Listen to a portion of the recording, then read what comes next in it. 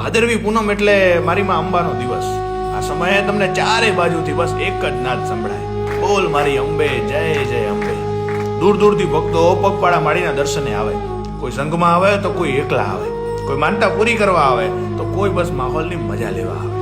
કેટલાય કિલોમીટર કાપ્યા પછી જ્યારે માળીનો ડુંગરો દેખાય ને ત્યારે ભક્તોના ચહેરા પર રોનક આવી જાય, થાક ઉતરી જાય ને બમણા જોશથી પગ ઉપડવા માંડે. આ દરમિયાન સેવાનો મહિમા પણ એટલો. કેટલાય ભક્તો પગપાળા યાત્રીઓ માટે સેવા કેમ્પ ખોલે, જ્યાં તેમને જમવાનું, ચા પાણી, નાસ્તો અને મનોરંજન માટે લોક ડાયરાની પણ વ્યવસ્થા હોય. ભક્તોનું ઘોડાપુર જ્યારે ઉમટી પડે, ચારે બાજુ બસ માનવ મહેરામણ દેખાય, ત્યારે વારંવાર એક જ નાદ સંભળાય, બોલ મારી અંબે જય જય અંબે, જય જય અંબે.